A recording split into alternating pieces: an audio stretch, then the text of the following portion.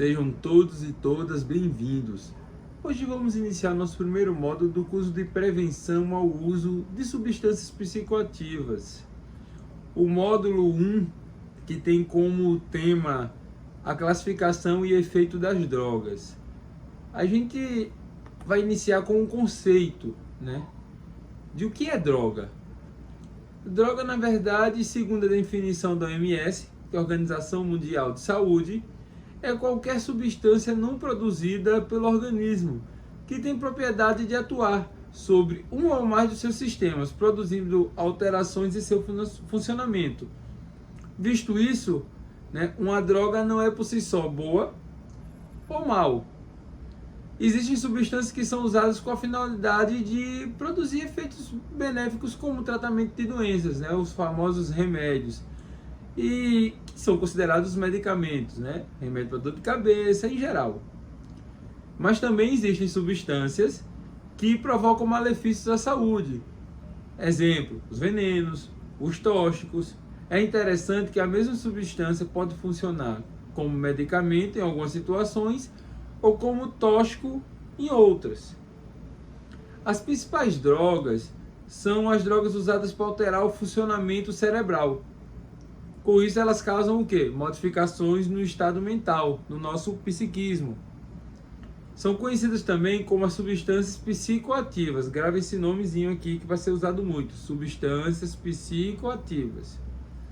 Então, nem toda substância psicoativa ela tem capacidade de provocar dependência. No entanto, há substâncias aparentemente inofensivas e presentes em muitos produtos de uso doméstico que podem causar dependência. Mas as substâncias listadas, vamos lá. As substâncias listadas na Classificação Internacional de Doença, na 10ª revisão do CID-10, e o material todo vai estar na plataforma, tá? O material escrito para vocês consultarem, estudarem, tá? Em seu capítulo 5 do CID-10, transtornos mentais e de comportamento inclui álcool, opioides, que dentro dos opioides tem morfina, heroína, codeína e diversas substâncias sintéticas, canabinoides, que nos canabinoides tem a maconha, sedativos ou hipnóticos, a cocaína, outros estimulantes também, como anfetamina, substâncias relacionadas à cafeína, alucinógenos, tabaco, solventes voláteis. Então, algumas das substâncias que estão listadas na classificação internacional, no seu capítulo 5.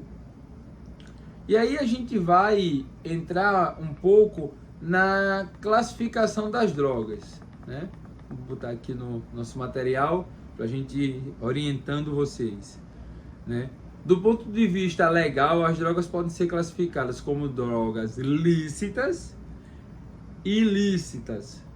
Repetindo, drogas lícitas e ilícitas. As lícitas, as que podem ser livremente comercializadas, as que estão submetidas a certas restrições, Por exemplo, a bebida alcoólica e tabaco não podem ser comercializadas para crianças e adolescentes, tem uma restrição, mas elas são drogas permitidas, são drogas comercializadas, drogas vendidas. Aí nós temos os medicamentos também, que alguns são vendidos livre e outros têm restrições, que é tarja preta, medicações sobre prescrição médica, Então, as lícitas, porém, algumas ilícitas têm restrições. Nós vamos agora para ilícitas. São aquelas que são proibidas por lei. Então, nós temos, dentro das ilícitas, de acordo a ações aparentes das drogas no nosso SNC, o que é SNC? Vocês vão ver muito durante o curso. Sistema Nervoso Central. Conforme as modificações observáveis na atividade mental, ou no comportamento da pessoa que utiliza a substância, as drogas podem ser classificadas. Vamos lá, pessoal, presta bem atenção, foca aqui no vídeo. Drogas depressoras, da atividade mental, drogas estimulantes da atividade mental e drogas perturbadoras da atividade mental. Vamos lá, drogas depressoras, repete comigo, depressoras, estimulantes e perturbadoras. Vamos classificar as drogas depressoras, vamos falar um pouco sobre ela, né? Então, o que é que a gente entende sobre drogas depressoras, né?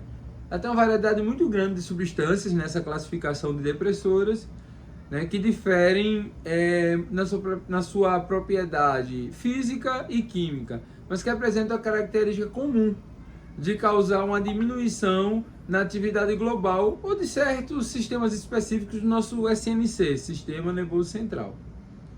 O álcool, né?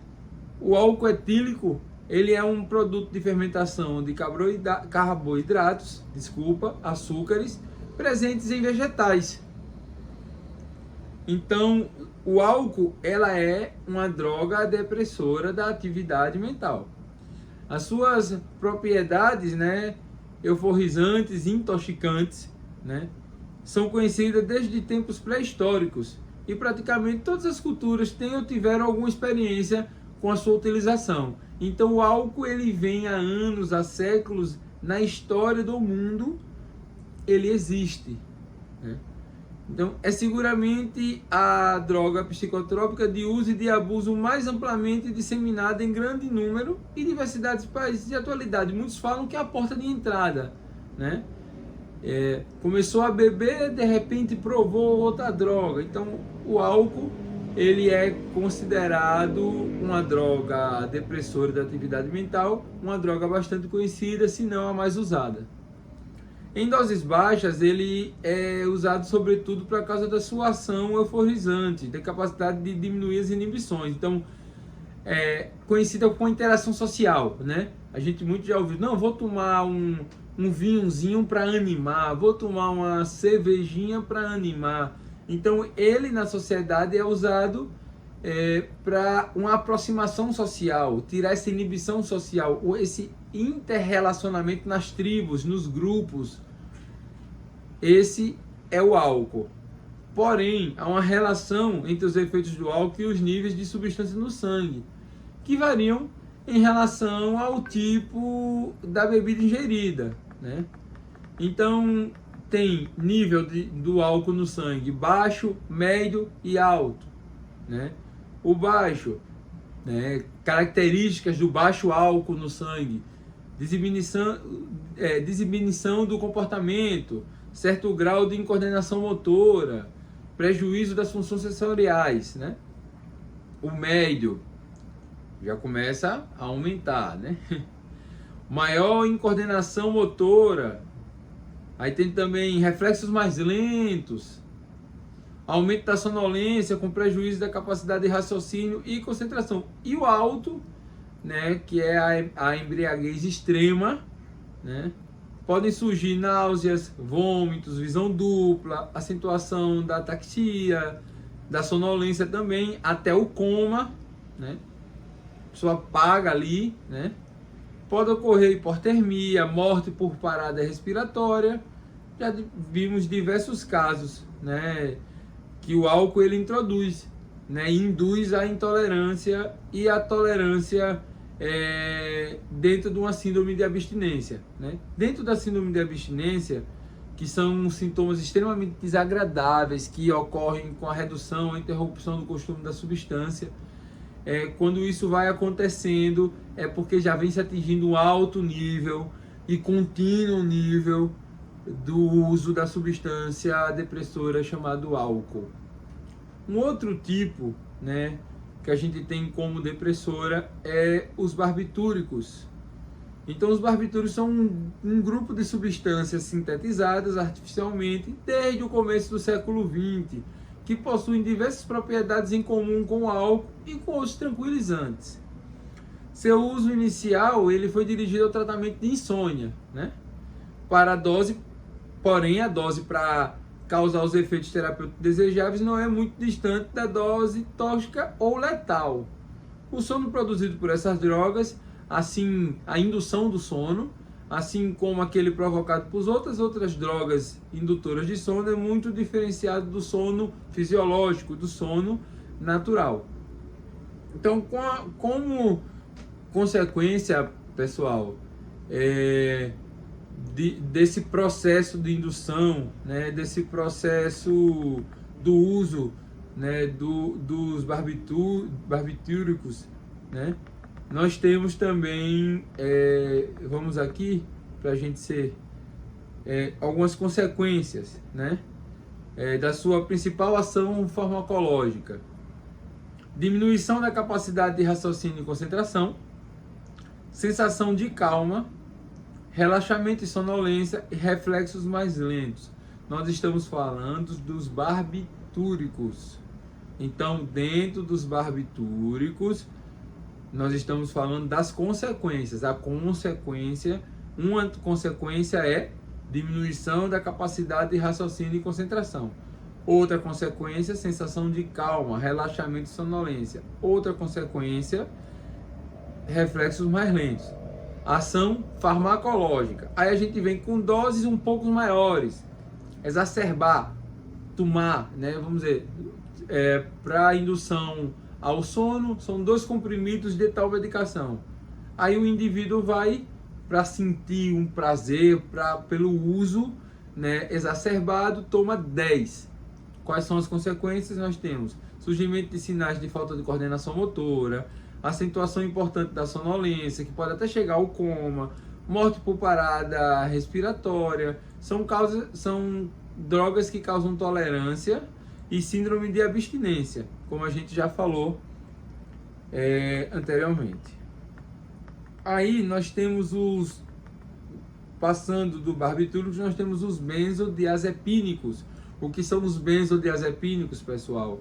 É um grupo de substâncias que começou a ser usado na medicina durante 1960, 50, 60 até 70, né? E possui similaridades importantes com os barbitúricos em termos de ação farmacológica, com vantagem de oferecer uma maior margem de segurança, ou seja, a dose tóxica é muito maior que a dose terapêutica, né? Então, atuam potencializando as ações do GABA, né? Que o principal neurotransmissor inibitório do SNC. O GABA é o principal neurotransmissor que inibe toda a atividade do SNC. Neurotransmissor, vamos lá, falando no benzodiazepínicos, o neurotransmissor, substância liberada por célula nervosa, que transmite à célula do nervo ou do músculo um impulso nervoso. Como consequência dessa ação, os benzodiazepínicos produzem diminuição da ansiedade, indução ao sono, relaxamento muscular, redução do estado de alerta. Essas drogas, pessoal, elas dificultam ainda o processo de aprendizagem e memória, né? Alteram também funções motoras, prejudicam bastante, né? Causando ansiedade, né? Então, assim, exemplos dos benzodiazepínicos: diazepam, lorazepam, bromazepam, flunazepan, clonazepam, são exemplos dos benzodiazepínicos, né? Aí nós vamos falar um pouco aqui, vamos abrir aqui os opioides. É um grupo que inclui drogas naturais, ditas naturais, né? Derivadas de papoula do Oriente, sintéticas e semissintéticas, obtidas a partir de modificações químicas em substâncias naturais, né? As drogas mais conhecidas desse grupo são morfina, heroína, codeína, além de diversas substâncias totalmente sintetizadas em laboratórios, né? A sua ação decorre da capacidade, né, de imitar o funcionamento de diversas substâncias naturalmente produzidas pelo organismo, né? Então, causam os seguintes efeitos, né? Contração da pupila, diminuição da motilidade do trato gastrointestinal, efeito sedativo que prejudica a capacidade de concentração, né? Torpor e sonolência. Os opioides deprimem o centro respiratório, de modo que a respiração se torna mais lenta e superficial, até a parada respiratória, perda da consciência e morte. Muito grave. Aí o processo de abstinência, a falta do uso, né? Tá usando, e aí o corpo sente quando para de usar, né? náuseas, cólicas intestinais, lacrimejamento, corrimento nasal, cãibra, vômitos e diarreia. Né? Aí a gente entra no uso clínico dos opioides. Os medicamentos à base de opioides são usados para controlar tosse, diarreia, como analgésicos potentes. Né? Exemplos de opioide: morfina, né? Que é usado muito para uma dor extrema, heroína, codeína. Então são tipos de opioides. A gente vai para outro tipo de droga depressora: solventes e inalantes. Esse grupo já de substância antidepressores, eles não possuem nenhuma utilização clínica, com exceção do éter etílico e do clorofórmio, que já foram largamente empregados como anestésicos gerais, mas não é tão usado mais, né? Então, podem tanto ser inalados involuntariamente por trabalhadores ou utilizados como drogas de abuso, por exemplo, a cola de sapateiro, né? Tem seu uso profissional e tem seu uso, né, para que chulamente, né, usar esse termo pejorativo, são usados por cheiracolas, que é um nome popular que foi dado a pessoas que andam na rua com a garrafinha cheirando a cola, e de uma forma pejorativa se chama de cheiracola. Então, nós temos também algumas drogas conhecidas, como lança-perfume, muito usado em carnaval, loló, né? Os efeitos, né? Tem início após a inalação, de segundos a minutos, e também tem curta duração, o que predispõe o usuário a inalações repetidas, com consequências às vezes desastrosas. Efeitos observados na primeira fase: euforia, com diminuição da inibição do comportamento. Segunda fase, vamos lá. Primeira fase, euforia. Segunda fase, né, o predomínio da depressão do SNC. O indivíduo torna-se confuso, desorientado. Pode também ocorrer alucinações auditivas e visuais. Né? Terceira fase, a depressão se aprofunda, né, com redução acentuada do estado de alerta, falta de coordenação ocular, né, e também motora. A quarta fase, depressão tardia, ocorre inconsciência, pode haver convulsão. Então nós estamos falando dos solventes inalantes, exemplos: loló, lança-perfume, cola de sapateiro.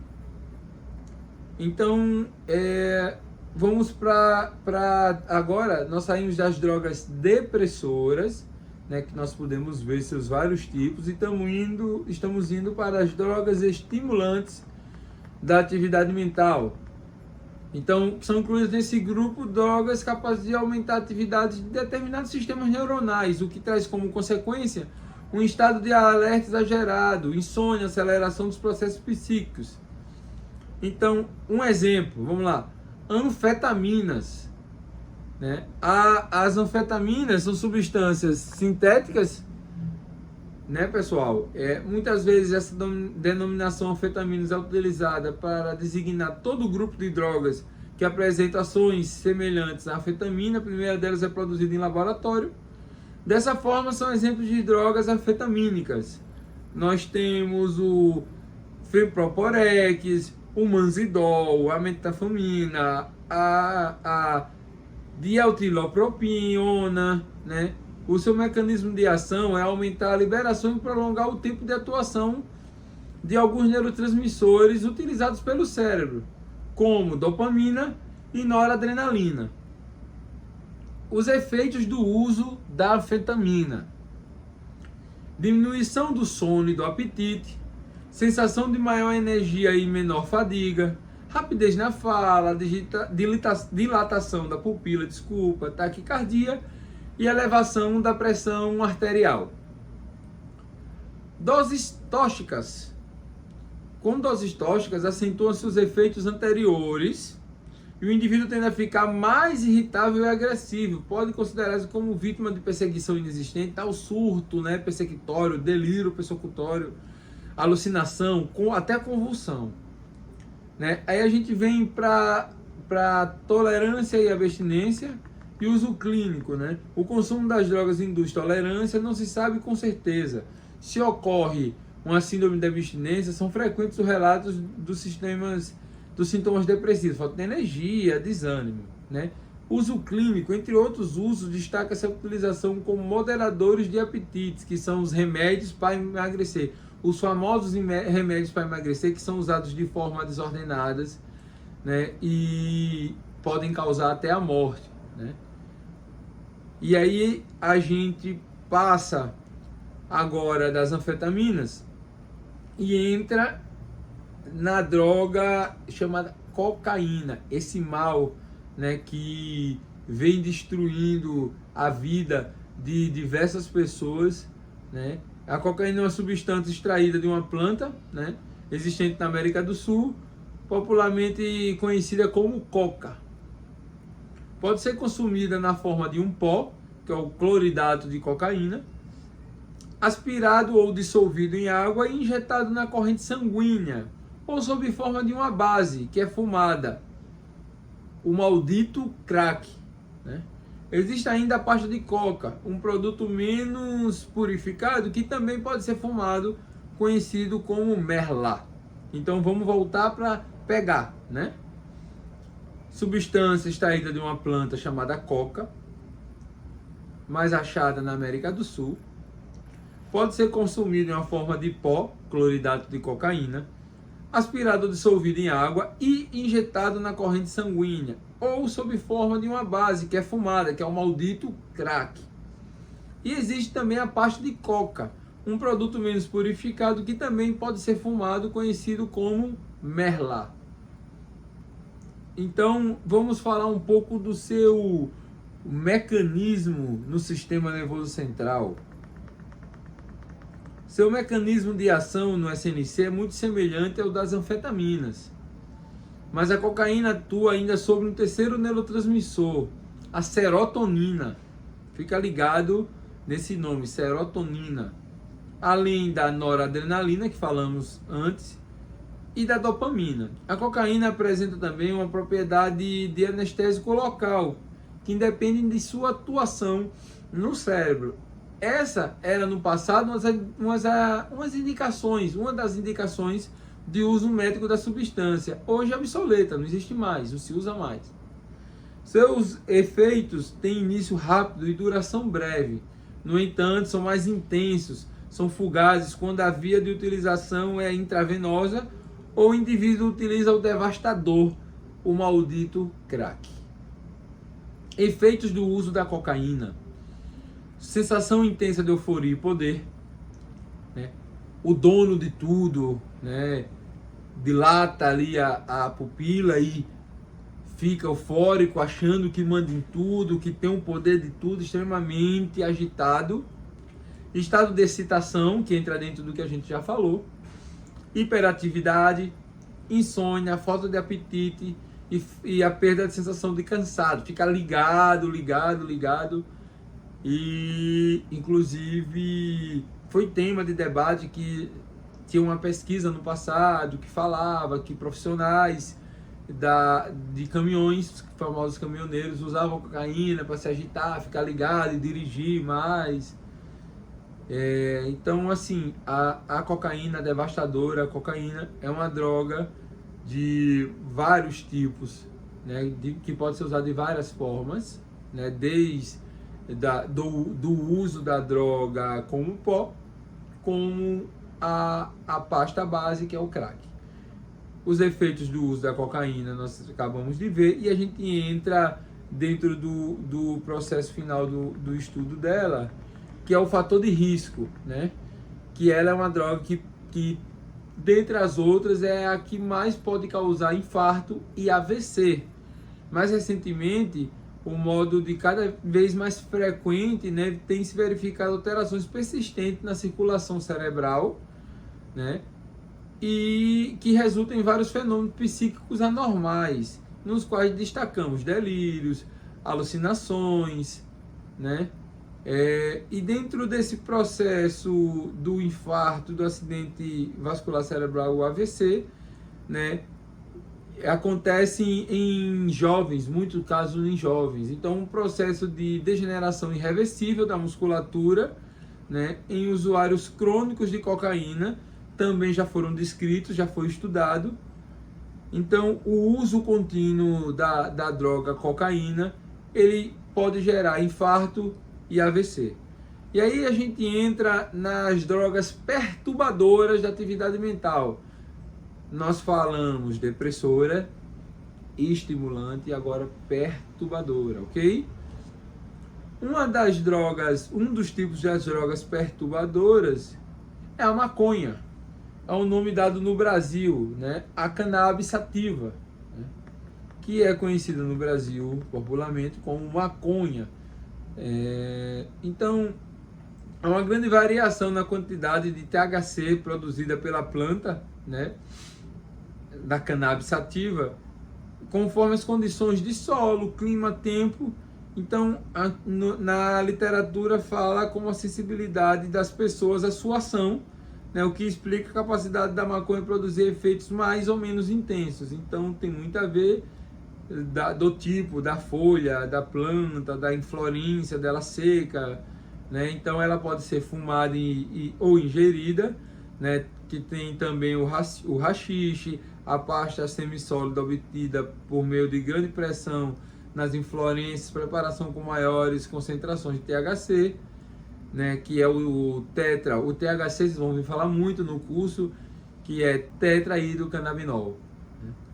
Uma das diversas substâncias produzidas pela planta, principal responsável pelo seu efeito psíquico. Então, quais são os efeitos psíquicos? Vamos lá, efeitos psíquicos causados pela maconha: agudos e crônicos. O que é um efeito agudo causado pela maconha? Alguns desses efeitos podem ser descritos em alguns casos como sensação de bem-estar, acompanhado de calma, relaxamento, menos fadiga, enquanto em outros casos podem ser descritos como angústia, atordoamento, ansiedade, medo, perder o autocontrole, tremores e sudorese. Os crônicos, isso nos agudos. Nos crônicos, o uso continuado interfere na capacidade de aprendizagem, memorização. Então, o uso contínuo, o uso longo da maconha pode fazer com que perca a memória, induzir um estado de diminuição da motivação, que pode chegar a uma síndrome amotivacional, ou seja, não se sente à vontade de fazer mais nada, tudo parece ficar sem graça, perder a importância, né? Aí a gente saímos dos efeitos psíquicos, vamos para os efeitos físicos da maconha, né? Nós temos dois tipos de efeitos físicos também, agudos e crônicos. Os agudos, né, é os olhos ficarem avermelhados, que é um efeito físico, diminuição da produção de saliva, sensação de secura da boca, boca seca, taquicardia com frequência de 140 batimentos por minuto ou mais. Os crônicos, problemas respiratórios são comuns, uma vez que a fumaça produzida pela maconha é muito irritante, além de conter alto teor de alcatrão, né, que é maior que no caso do tabaco, diga-se de passagem, e nele existe uma substância chamada benzopireno, um conhecido agente cancerígeno, ocorrendo a diminuição de até 50% ou 60%, diz a literatura, na produção de testosterona nos homens, que pode causar infertilidade. Nós saímos da maconha, né, que é um tipo de droga perturbadora, e vamos para o alucinógeno. Então, dentro do alucinógeno, nós podemos ter a designação dada a diversas drogas que possuem a propriedade de provocar uma série de distorções do funcionamento normal do cérebro, que trazem como consequência, pessoal, uma variada gama de alterações psíquicas, entre quais as alucinações e delírios, sem que haja estimulação ou depressão da atividade cerebral. Então, os alucinógenos. Nós temos alucinógenos propriamente ditos ou alucinógenos primários, que são alucinógenos capazes de produzir seu efeito psíquico em doses que praticamente não alteram outra função no organismo. Nós temos alucinógenos secundários, que são capazes de induzir efeitos alucinógenos em doses que afetam de maneira importante diversas outras funções, não só a mental. Plantas com propriedades alucinógenas, né? Nós temos o exemplo, o chá de cogumelo que se fala, né? Então, diversas plantas produzem e possuem propriedades alucinógenas, por exemplo, os cogumelos, a jurema e outras plantas eventualmente utilizadas na forma de chás e berberagem alucinógena. Há também substâncias alucinógenas, sintetizadas artificialmente, da quais a principal é a dietalimida do ácido ligérnico, que é o famoso LSD. Vamos ler aqui o nome, né, para a gente não fugir, vai estar na literatura. Tudo isso, pessoal, eu estou falando com vocês, estou aqui com a literatura aberta para não fugir nenhum por cento dos termos técnicos. Às vezes são termos difíceis de se falar, a gente vai usando a sigla como, vamos lá, o LSD, né, que é o ácido lisérgico, que é o LSD.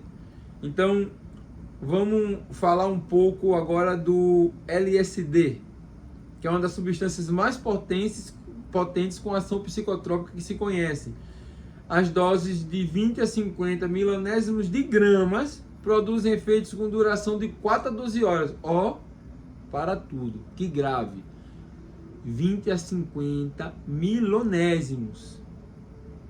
Pouco.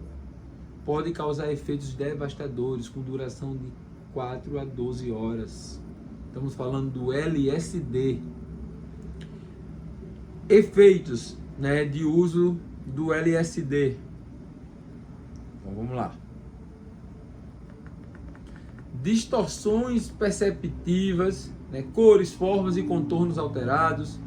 Fusão de sentidos, por exemplo, a impressão que os sons adquirem forma ou cor, né? Perda de discriminação de tempo e espaço, estado de exaltação, né? E aí nós temos outras repercussões psíquicas do LSD, que é o delírio, né? Delírio de grandiosidade. Vamos dar um exemplo aqui que está na literatura. O indivíduo que se julga com capacidade ou força extraordinária, super-homem, né?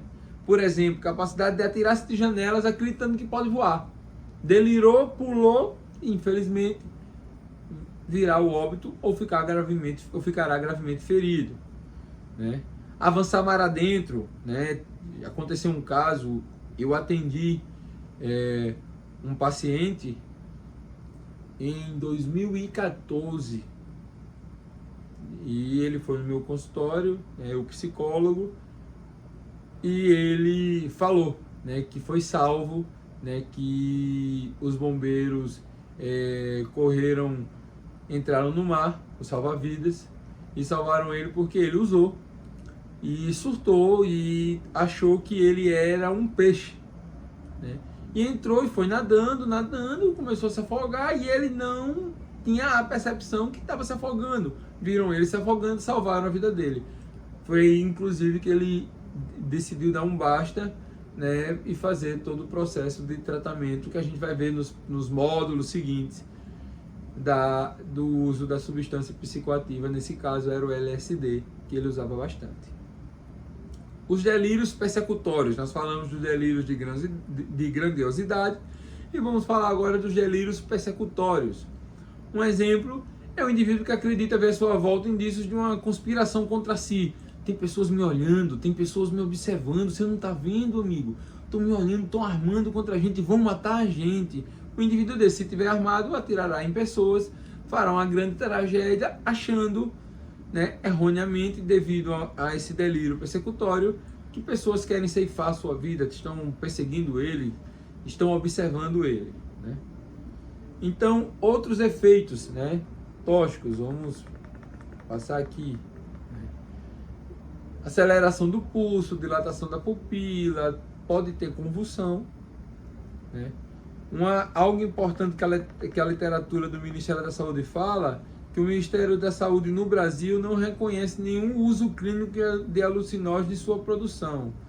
Porte e comércio são proibidos no território nacional. Então, o LSD, né, o alucinógeno e sua produção, ele não tem nenhum uso clínico. Vai usar para curar isso, para usar para curar aquilo, não existe. Vai tomar um chá que é bom para isso porque o médico passou. Não existe. O Ministério da Saúde não reconhece.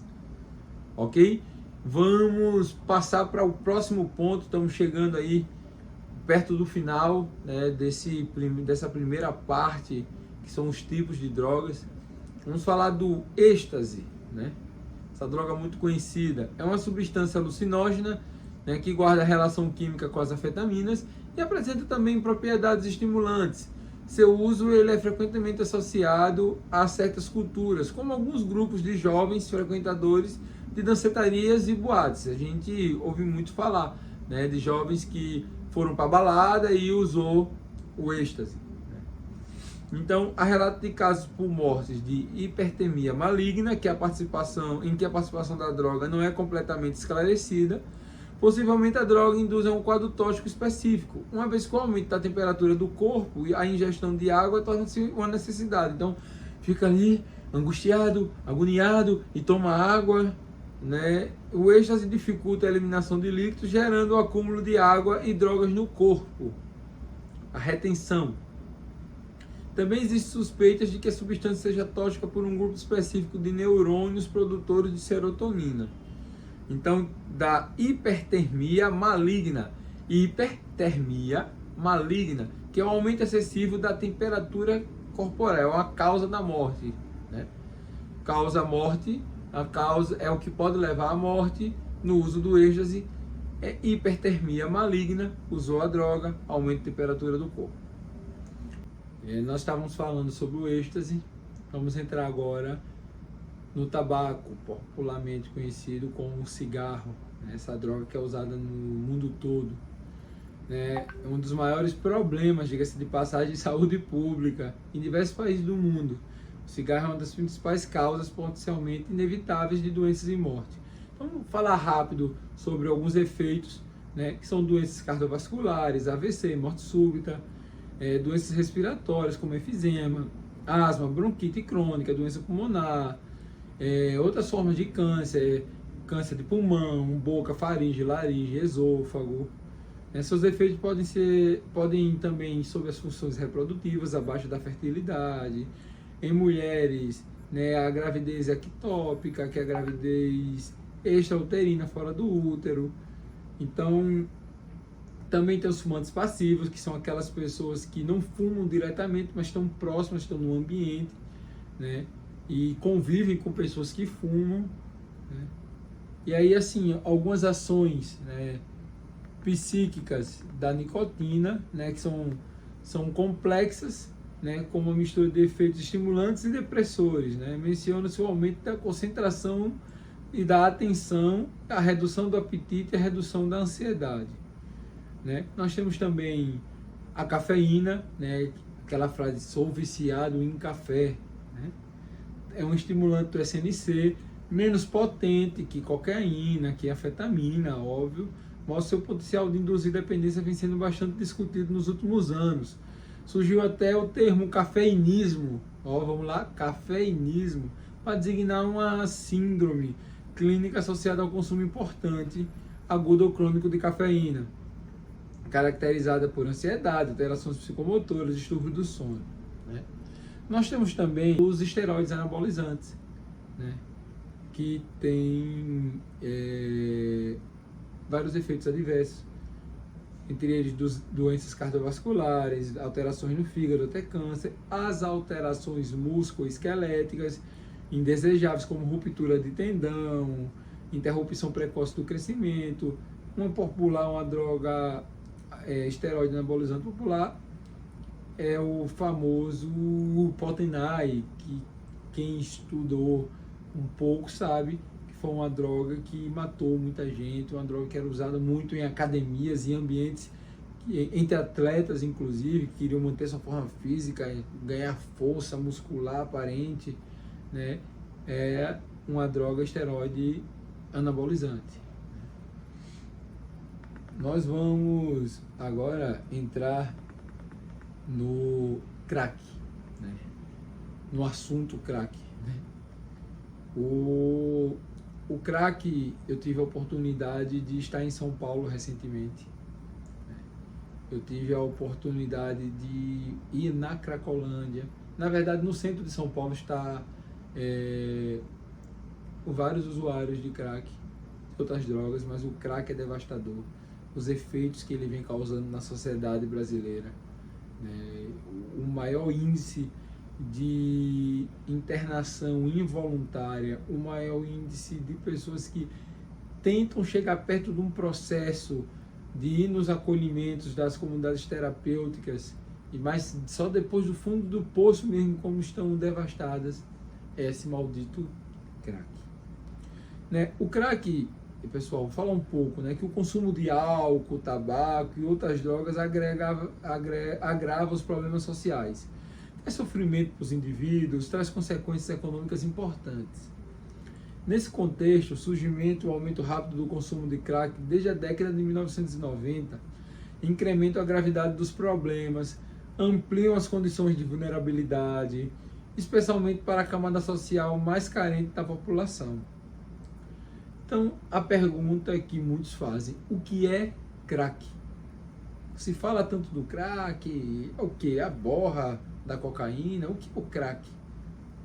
O crack é uma mistura de cloridato de cocaína, bicarbonato de sódio, amônia e água destilada, que resulta em pequeninos grãos, fumados em cachimbos, improvisados ou não. Né? Eles não têm um cachimbo, eles improvisam. O nome crack é derivado do ruído característico que é produzido pelas pedras quando são decompostos pelo fumo. O crack é, portanto, uma droga que leva a molécula de cocaína ao cérebro. Vejamos então como isso ocorre.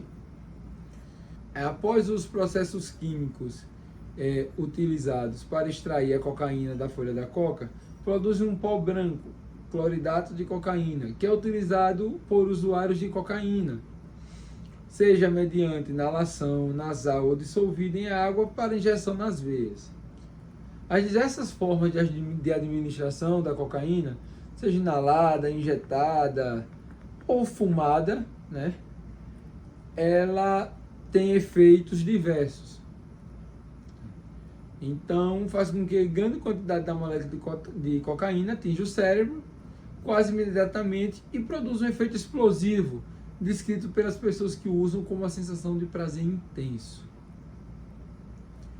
Então, só pincelar um pouco do estudo da droga, né? A epidemiologia da droga. Por exemplo, de acordo com o segundo levantamento domiciliar sobre o uso de drogas psicotrópicas no Brasil, realizado pelo SENAD, em parceria com o Centro Brasileiro de Informação sobre Drogas Psicotrópicas, o CEBRID, nas 108 maiores cidades do país, 0,7% da população adulta relataram já ter feito uso de crack, pelo menos uma vez na vida, o que significa um contingente de mais de 380 mil pessoas. 0,7% de pessoas em 108 mil cidades do Brasil relatam já ter usado crack. Isso, né, culmina em mais de 380 mil pessoas. A porcentagem de uso de crack foi encontrada entre homens na faixa etária de 25 a 34 anos, que correspondem a 3,2% da população adulta, ou cerca de 193 mil pessoas. A SENAD, em parceria com o CEBRID, ele estudou, né, o uso de drogas em meninos e meninas que vivem em situação de rua. Foi um estudo bem legal, eu tive acesso a esse estudo. Encontrou taxas bem maiores. Vamos lá.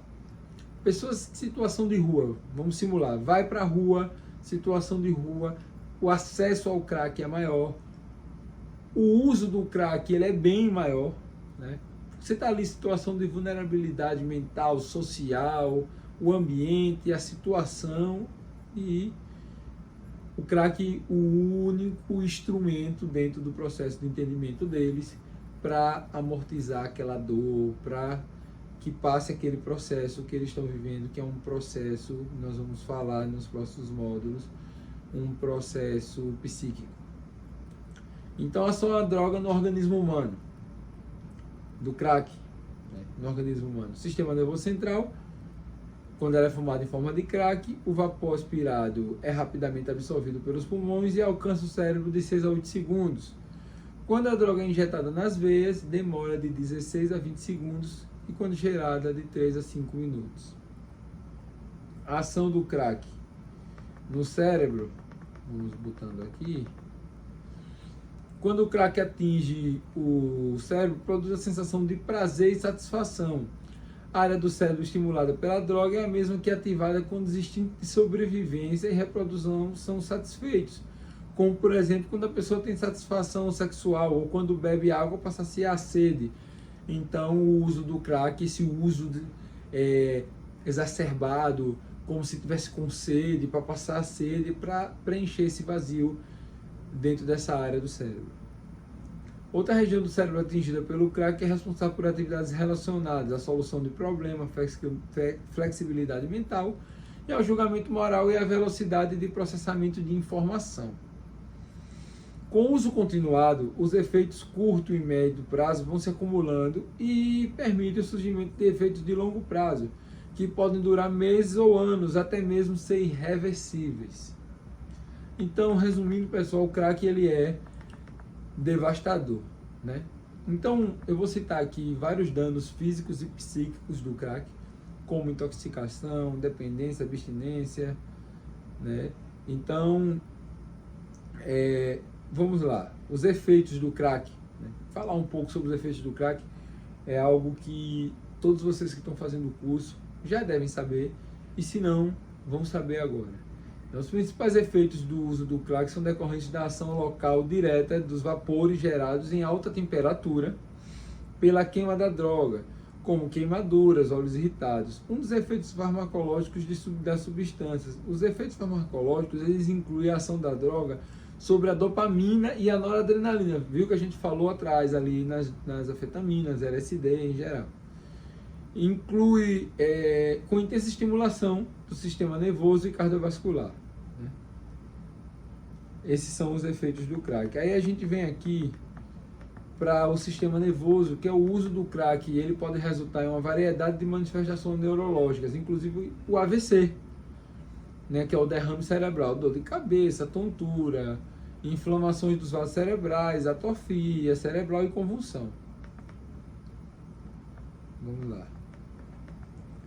Aí a gente entra dentro de uma parte do módulo, do módulo 1, que a gente fala sobre o que é dependência. Vamos agora sobre os tipos da droga, sobre a droga perturbadora, depressora. Nós falamos sobre crack, maconha, cocaína, álcool, tabaco. Tudo isso gera uma dependência, a famosa dependência química. E o que é dependência? O uso abusivo não significa necessariamente a dependência.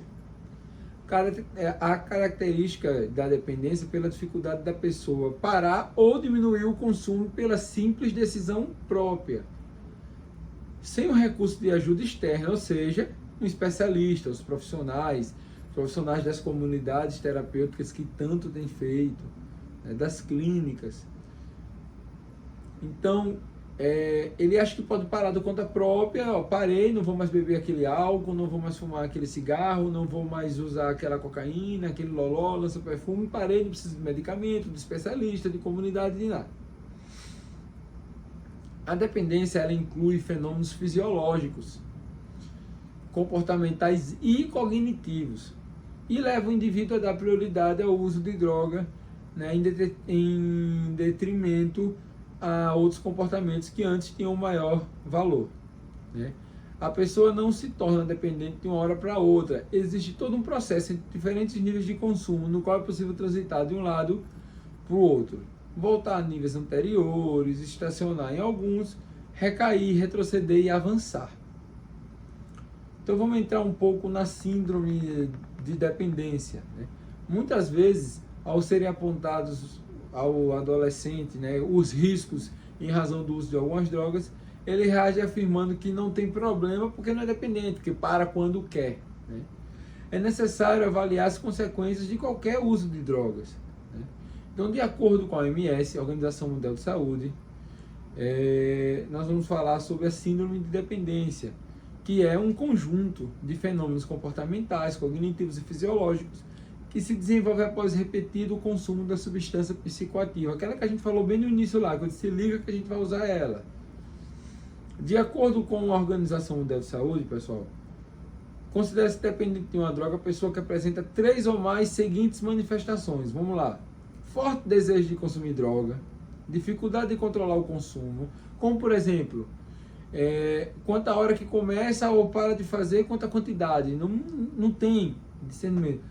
É ali o tempo todo, a hora toda. Utilização persistente da droga, usando toda hora. Maior prioridade dada ao uso da droga em detrimento de outras atividades ou obrigações. Síndrome da abstinência, né, que é quando sistemas corporais começam a sentir a falta da droga.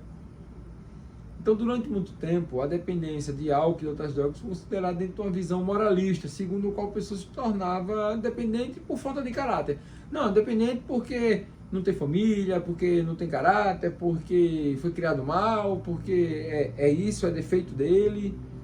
Hoje, admite-se que o desenvolvimento da dependência inclui fatores biológicos, psicológicos, comportamentais, culturais, sociais, enfim. Passou-se a perceber o caráter multidisciplinar e complexo da síndrome de dependência. Com base nessa concepção, então, o dependente ele pode ser visto como alguém que necessita de ajuda e que deve ser disponibilizado uma rede, né, de serviços que proporcionam sua recuperação, né, sua reinserção social, e caso ele esteja afastado de suas relações sociais significativas. A gente vai ver isso mais na frente. Nesse primeiro módulo, a gente está tratando da classificação, do que é droga, da classificação, mas eu achei importante entrar na dependência e sua síndrome para dar esse gostinho do quero mais do próximo módulo. Para a gente concluir, pessoal, para a gente encerrar nossa aula, nosso módulo, falar sobre o uso de drogas no contexto social.